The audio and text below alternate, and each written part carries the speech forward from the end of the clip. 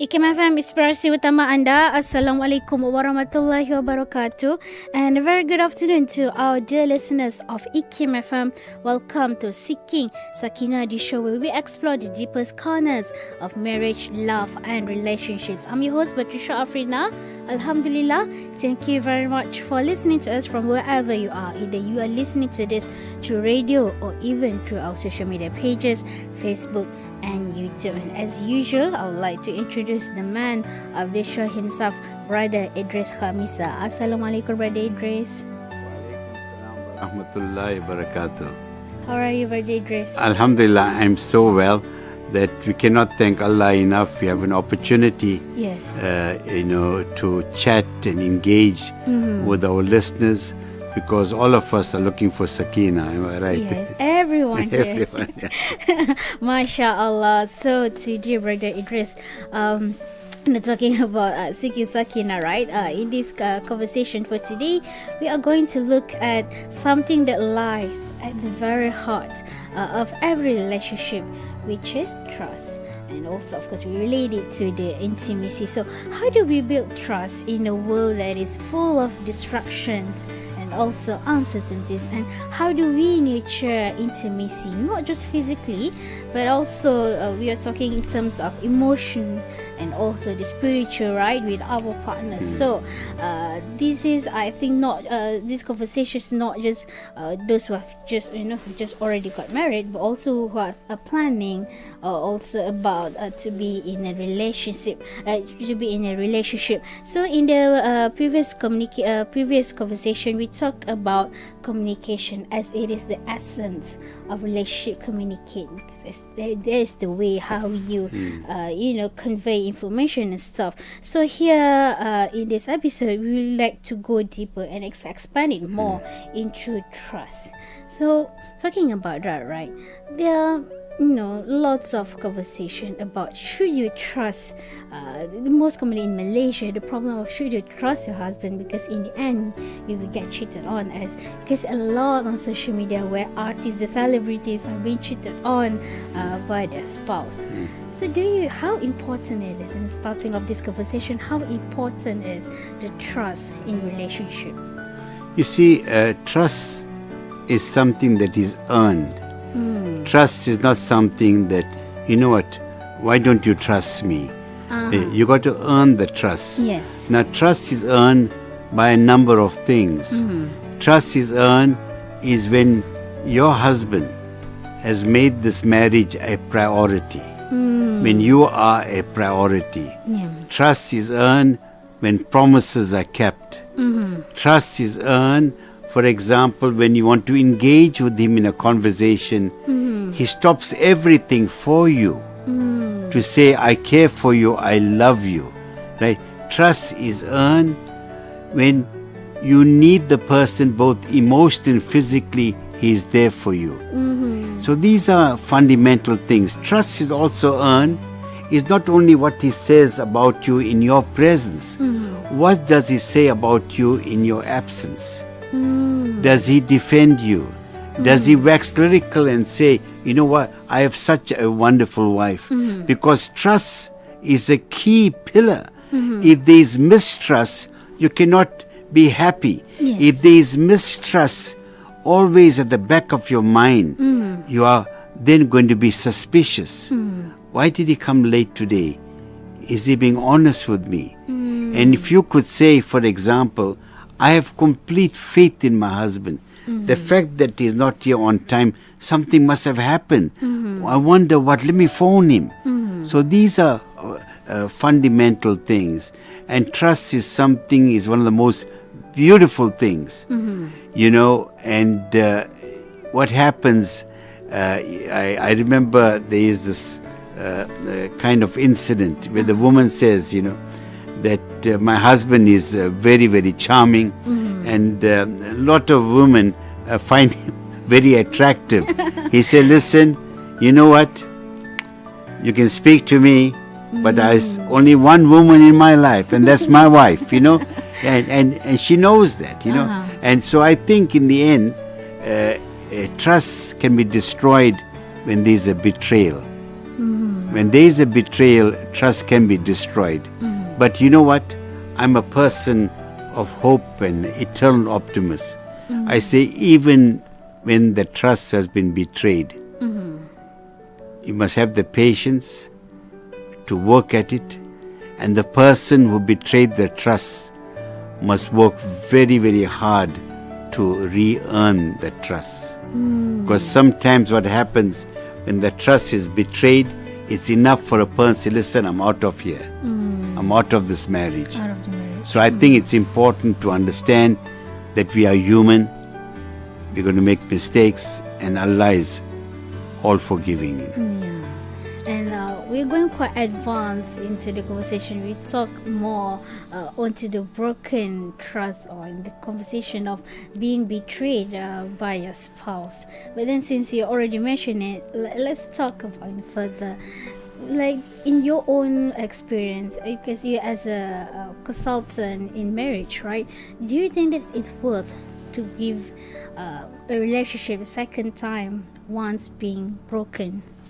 You see, I believe that if the marriage has been a happy marriage in the main, your husband has been compassionate and caring, and this was one moment, this was like an aberration that he did what he did. Painful though it is, and it is painful, though it is, I can understand your negativity and your sentiments. But it's also important, and when he says to you, darling, I'm so sorry, he's remorseful, he has asked Allah to forgive him, I say take him back. But sometimes you might need to re-look at the contract, and you could say in the contract that I, so-and-so person, name whatever, accept full responsibility for what I've done, and I say here and now that if I were to repeat that, then the marriage may be annulled. I'll say will, maybe. It could happen 40, 50 years down the line where your circumstances are different. I find when people do that, it makes a big difference. In fact, this is an important point, right? The highest point in a marriage is when couples see each other, when they fall in love, and they get married. Now, what is important, I always say this, is not to put a lesser plus on the relationship and say, okay, we forgive each other. Yeah, that kind of thing. But I think it's important to look at the underlying reasons. And your aim must be the couple now to take, whilst the healing has taken place, to take the relationship to a higher level. You understand? A more beautiful level. And I've seen it happen. To work on it more. Yeah, work on it more. Do other stuff. Be more actively involved. Be present. Be romantic. Be caring. Understand the unique needs of your partner. Now, these are important aspects, because, technically, I mean, a person might have, had a physical relationship with someone else, but there's also what they call emotional flirting. You understand? When they How is that? when they flirt with others emotionally, they may not have a physical relationship, right? But the same token, it is a sign of betrayal, where you're looking for that comfort outside, and at home you may be a little more reticent, but there you are sharing your innermost thoughts with the other person at work, you see. So I think these are important aspects. We need to understand these dynamics. In other words, we must create a situation that we become so compelling for each other, there is no need for them to be distracted by the other. So it's important that our lives that we lead are full lives, that they have so much of love in their heart for you, there is no place for anyone else, right? Of course, we naturally need to love Allah the most. Yes. So these are important things. So I think what's important is this, in marriage. Now, sometimes you may have a partner who has very low self-esteem. Is not confident with themselves. Not confident, low self-esteem. But he might have met someone who outside the marriage exudes a lot of love, affection, and that person affirms him, encourages him, connects with him. So he can be then seduced by that attention and by that individual. So I think it's important to understand each other. I'm not saying I accept what he's doing. I'm not condoning it. I'm looking for the underlying reason for that. So I think the whole thing is this. We need to look at long-term solutions. And how do you have long-term solutions? We've got to make sure that we have a very dynamic weekly routine at home. We're not just there functional. We come home and we want to do things together, And let's talk. Perhaps over here it seems like being comfortable with themselves. So talking about it, okay. What I'm trying to say is that I think it's a crazy thing in life that imagine you suddenly having someone who you've never met before, and then you begin to get to know with this person, and then as you talk with this person, both of you have emotional connection, and then suddenly you want to get married with this person. And marriage is such a big thing because you are assimilating, you're combining your life, or you're having someone into your life, and then suddenly you have this stranger where never knows about your past, and then suddenly you need to put trust onto that person. I know that personally that it is quite hard at first, especially how far can I trust this person, the person who I just got married. So what is your advice on that? You see, that's a very critical thing you're asking, because we are multi-layered people. And the thing is, you cannot come from day one, suddenly become vulnerable and open, and you understand. It is reciprocal. It's a period of time. And Islam is about gradualism. Yes. Naturally, what you do with your spouse 10, 20, 30 years down the line is different what you did at the beginning. And often we laugh at it, how tentative we are with each other, because we are comfortable with ourselves, with our bodies, with our minds and everything else. And only when you know that I can be vulnerable, I can expose myself to my spouse in many ways, physically and otherwise, that's a different time altogether. Now that can be done. How quick that takes place depends on both of you. It depends on the conversations you have, the things that you share, and the things that you do. Because, for example, remember, there is a particular persona you have at home.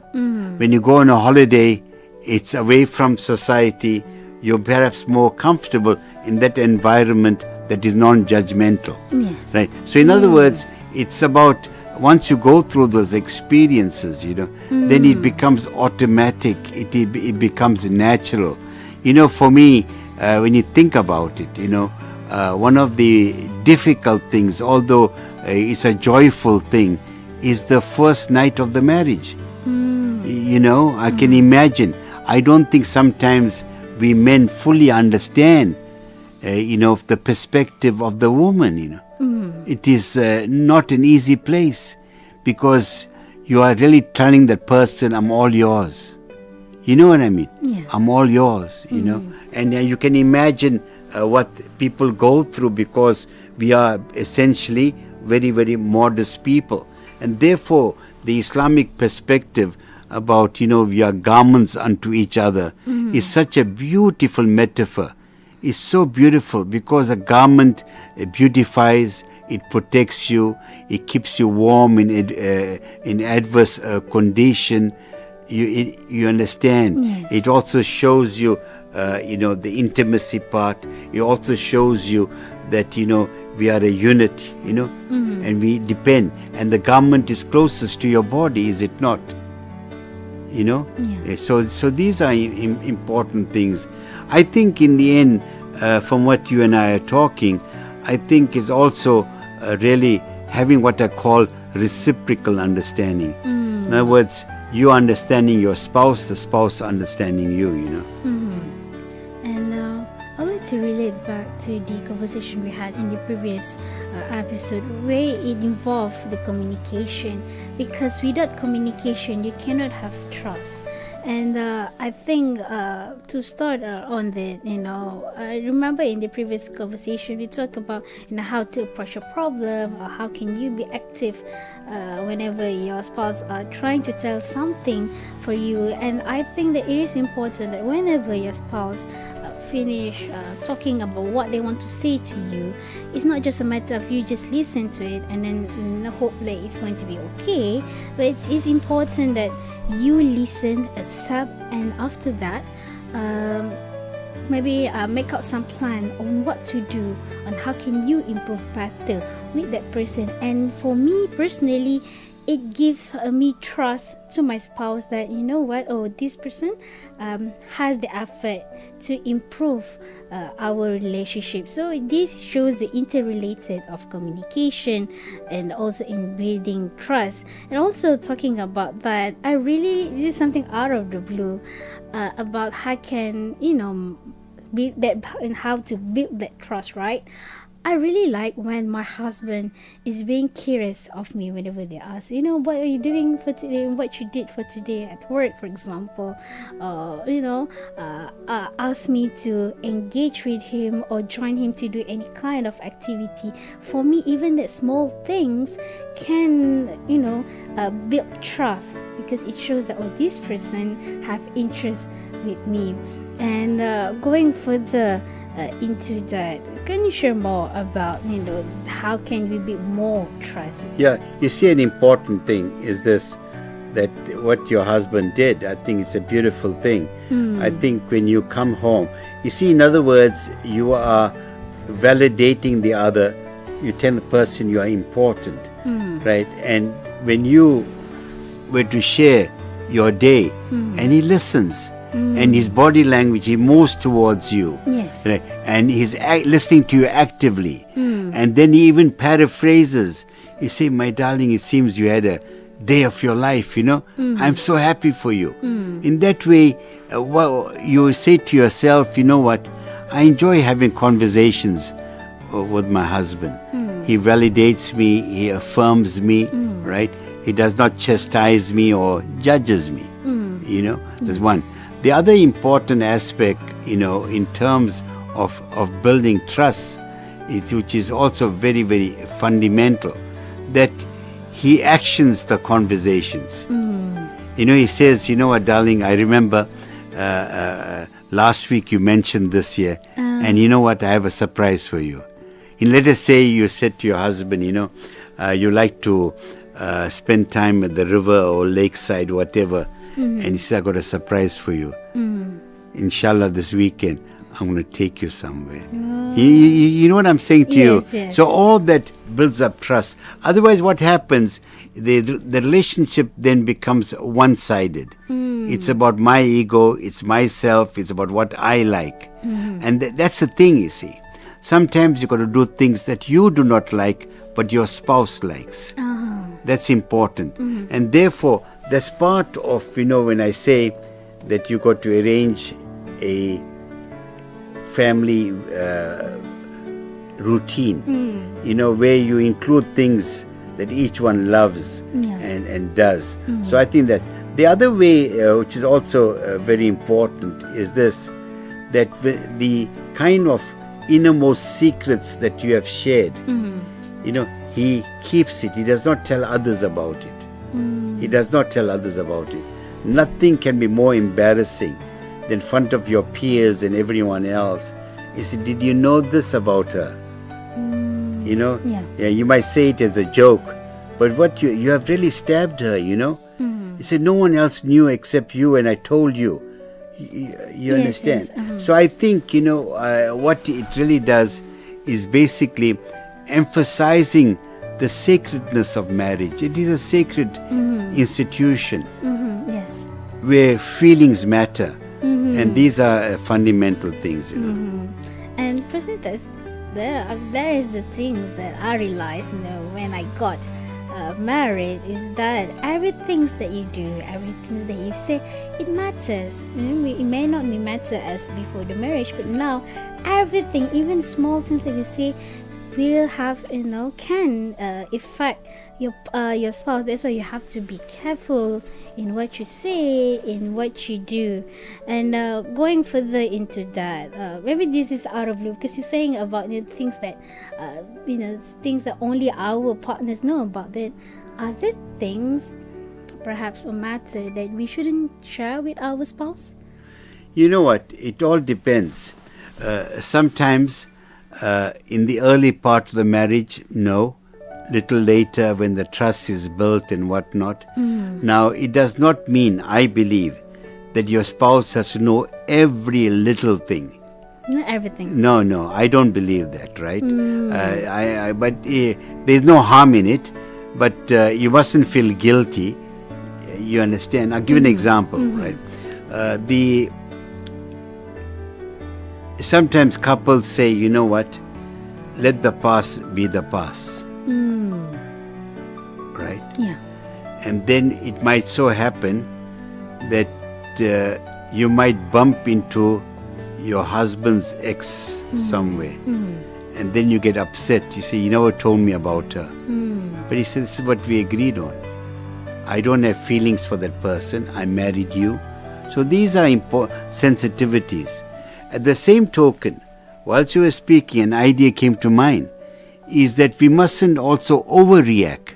Overreact. Yeah, overreact. Sometimes we something small has taken place, and we get so melodramatic and whatnot, and keep get mentioning yeah. You understand? So I think that's important. We've got to put things in perspective. Now there are some things that are trivial, they're petty, they're unimportant. You cannot, for example, fight inverted commas over every little thing. Every little thing. Yeah, then it's problematic. I think we need to look at the bigger issues.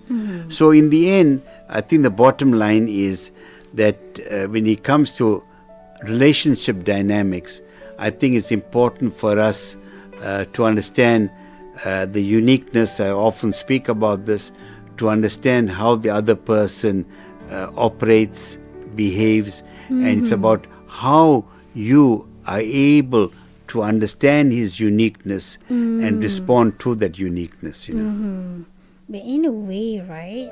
So it means here that it doesn't necessarily have to share everything if it is okay with your partner. But what if it is being demanded by your partner, but you tend not to share it with them? Yeah, the point is this, that if you all decide you want to speak about it, there is no harm in it, as long as you do not overreact. You do not suddenly say now, for example, oh, if I knew this about you, I would not have gotten married to you. These things often happen. Yes. If you told me about it, right? Now, naturally, let us say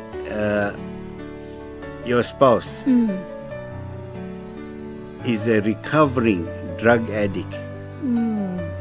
Those things can't be withheld. Yes. I think it's important to share. Because it will affect you understand? baby. You understand? Yes. And he says, you know what? I've stopped taking the drug about 5 years ago. I'm clean as a whistle. That's another matter. So I think it's very, very important. And therefore, you see, it necessitates premarital conversations. Before you get married, to sort all of these things out, then you can make a determination.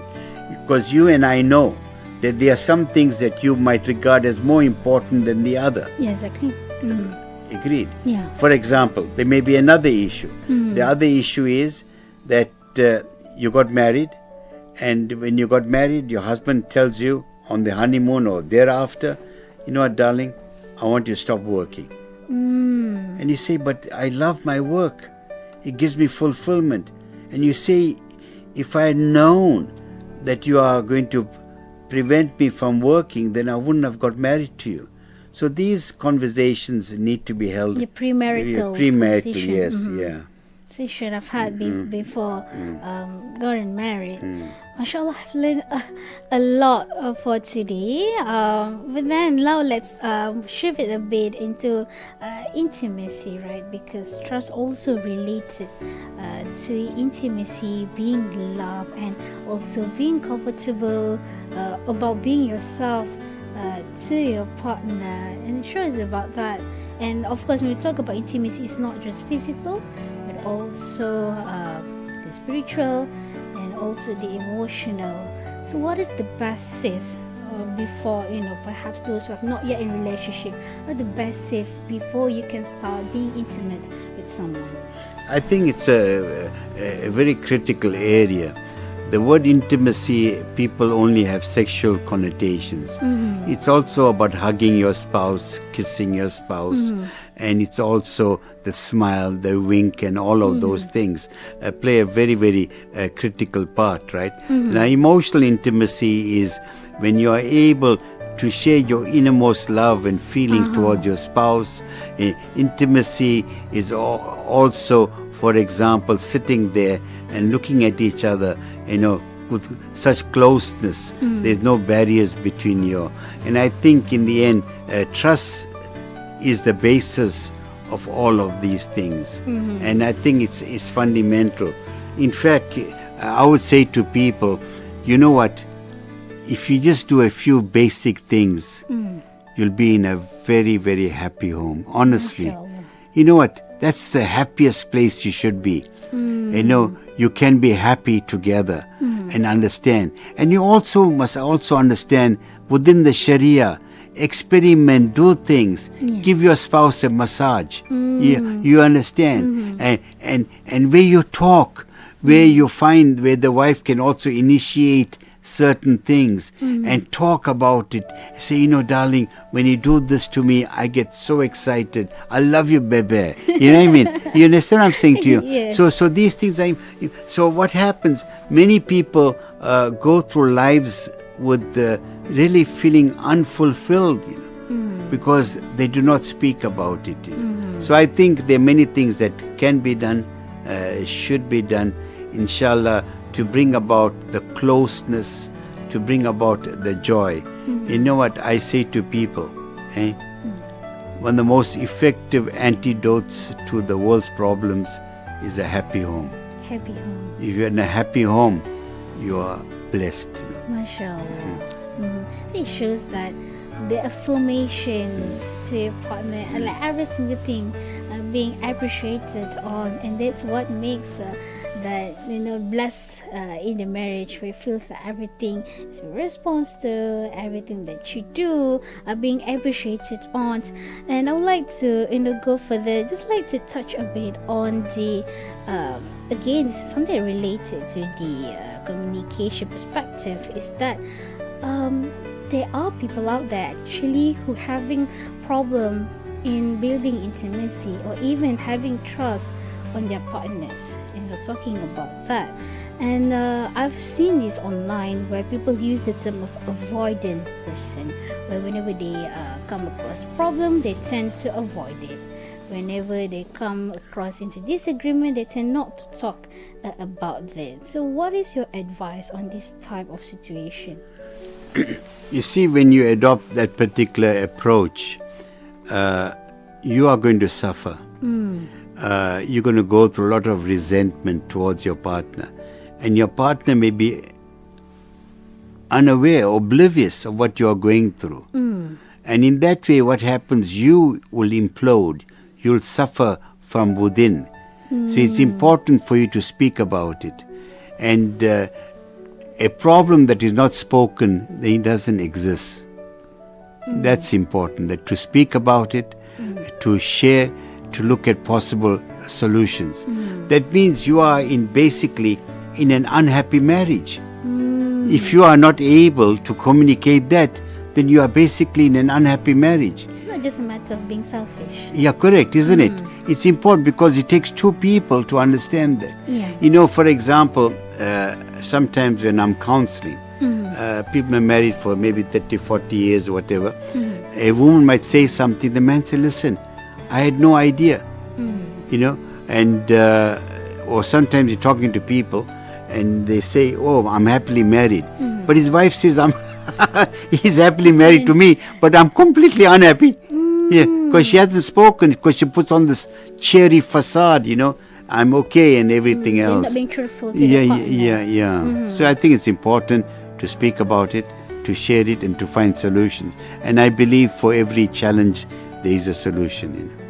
But for the other way around, you know, for those who think that, who believe that their spouse are, you know, are practicing that, how can they help the spouse in overcoming it? Sorry? For the other way around, Yeah. for those who are affected by it. Yeah, I think they need to speak about it. They need to inspire confidence. Say, darling, I'm here for you. We are here in it together, you know. Please, you must share what's in your heart, darling. You know what I mean? It's about, you need to inspire them. But once they express what they feel, you can't go on to the other extreme and say nasty things, you know. Not being judgmental. Yeah, you're judgmental. Why are you so petty? And you're always petty and whatnot. And once you do that, then the person will never speak again, you know. Because they're being defensive on that. MashaAllah, I learned a lot, but unfortunately we are running out of time. So to wrap up for today's episode, which is on building intimacy and trust, what is your final advice to our listeners? I think basically in all of this, it requires communication. It requires making your spouse a priority, making the institution of marriage what it is, a sacred institution. Once you do this, once you become actively involved, then inshallah you'll be in a happy home. MashaAllah. Thank you very much, Brother Idris, for your insights on today's conversation. And with that being said, we hope that today's conversation will be inspiring and also motivational to you in how you can improve your relationship. And it shows that building trust and intimacy is not just it's more than just opening up, to being opening up and also listen to what your partners have to say to you.